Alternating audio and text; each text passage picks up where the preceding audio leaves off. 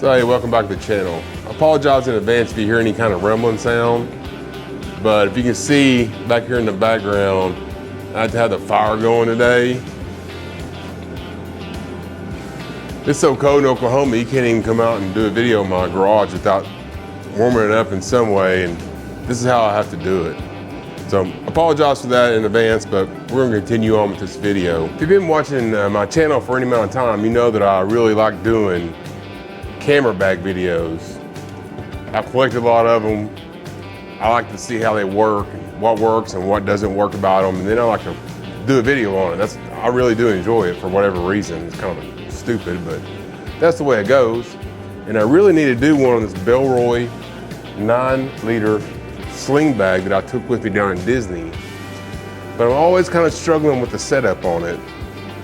Like, I could just do it on a table, you know, but you really need a top-down shot to be able to show off the bag appropriately. But the problem with that is if you're only using one light coming at an angle, when you try to do a top-down shot, it creates shadows and stuff all in the bag, and you can't show it off properly anyway. So what we really need, it's been a real struggle for me because I kind of like, I sit there and think about how I'm going to do the video, and then I just kind of stop because I'm like, well, I can't get the setup that I want. So today we're going to be working through a solution to all that. And I think what I want to do is, you know, I'm going to keep this light. I have the lantern up here, and it creates just a general light. It's not directional or anything, but it's pretty good light.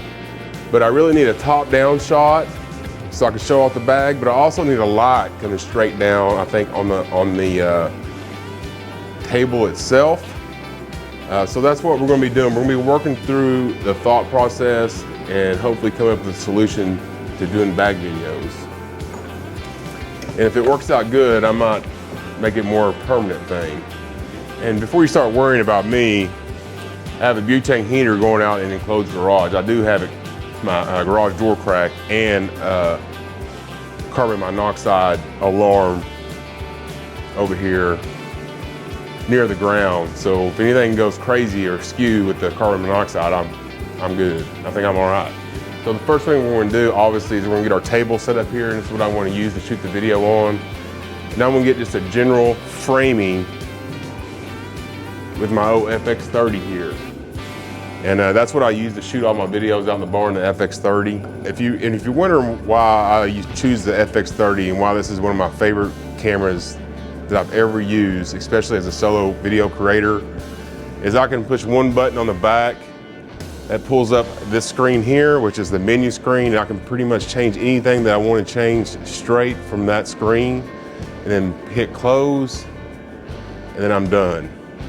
That's what makes this such a convenient camera. That's why I use it most of the time. All right, get my old table set up here.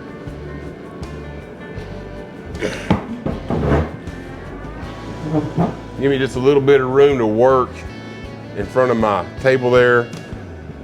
So I want just a little bit of a gap in between this table and that bench. Move this back just a little bit. I can already tell you I want to go down with this just a little bit. Okay, we're sitting just about where I want to see. You can see the very top of this table. You really can't see anything underneath. Maybe a little bit too much headspace in the shot, but I'm not going for perfection. I just want to be able to, you know, get a pretty good idea of what the framing is going to be, and this is acceptable. I'm clearing the shot. I'm kind of in the center, and I can see the top of my table here, and I can lay the bag down here and do a good demonstration on it. And then I'm going to start working on my overhead rig, which I've never really done before, and I'm thinking I'm going to have to be using these C-stands I got out here.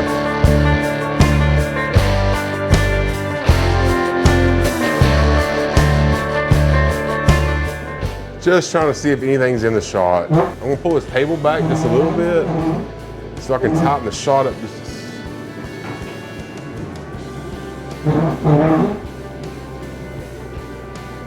I really need to tighten the shot up just a smidge because it's just not, okay, I think that'll work. What I've done there is I've moved the table back just a little bit so I can get the C-stand out of the shot, and now I have a pretty good frame in here. And I should be able to put my overhead rig right up here on the C-stand with this ball head. I think that's pretty good. I don't know if anybody's ever done this before. I'm in my audience, I know it's been done before, but if you're watching this video, if you've ever done anything like this, it makes you extremely nervous to have several $1,000s hanging above your head like it's fixing to crash to the ground. It's a little nerve-wracking, but I can see the screen and it's pointing straight down here. And I have it zoomed in. I got the 28 to 70 on there, 28 to 55 rather, and or 18 to 55, whatever it is, the Sigma lens. And I got it zoomed into this table, and it's all looking pretty good. So that's good. Now I just got to work on the light situation. All right, and this is what we got going on here. We got another C-stand with the Amaran box light, and we're going to jack it up a little bit higher than the camera so it doesn't interfere with the shot. It's been a kind of a pain getting all this stuff together. Does anybody else temporarily misplace stuff in their studio? Because I do it all the time. Like, where'd that little piece go? Can't find it. Takes me forever to run it down. But I finally got all my parts here, and we're going to jack this up and see what we think. Now, the reason I'm using this light is because it's pretty compact and light, and it also has the grid because I want the beam of the light coming straight down on the table. I don't want it bouncing in my face just a whole lot. I know it's going to spill over into my face a little bit, but I don't want that just a whole lot. I want the primary focus to be on the light, on the table itself. And that's why I use this particular light with the grid. So we're going to jack it up. First, I got a couple of clamps here. We're just going to clamp these cords in place just so they don't come undone or anything weird happen. Alrighty, so we're going to send this up in the air and see what happens.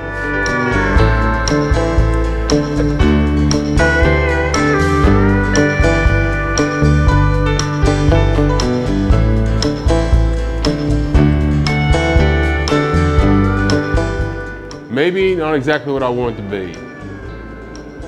So, first of all, I'm definitely going to get some sandbags on this. It's about to fall over as it is.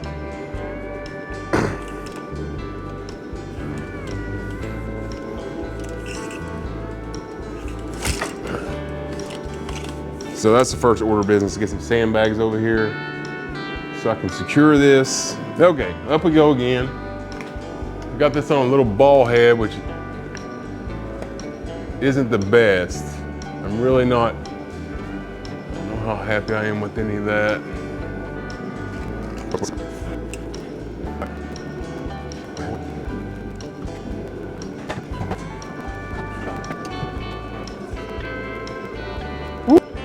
This is hot up here, boy.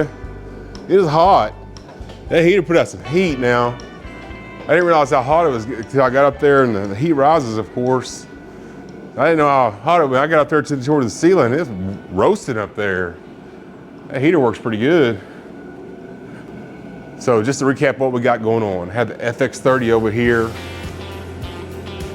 as my main camera, okay? Got it where I want it. I got the A67 up here with the zoom lens on it, looking down at my table on this huge C-stand, hoisted up above my head.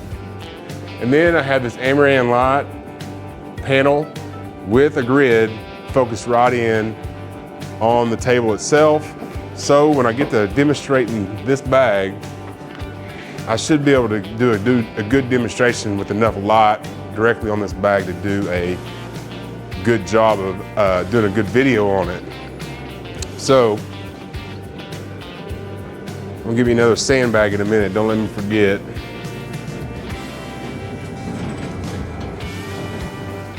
You start tripping over stuff, you got problems. Okay, so what I want to do now is I want to take an image. Ah, man. I can already see this C-stand right here is in the shot. which sucks.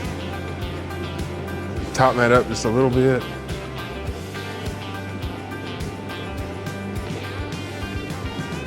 You're gonna tighten this shot up a lot.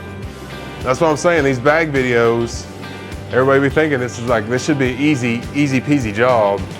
And it's not if you want a good demonstration, not if you want good shots. It's a lot more difficult than one would think. So just to go over my whole setup again, got the FX30 over here, main camera, 6700 straight down.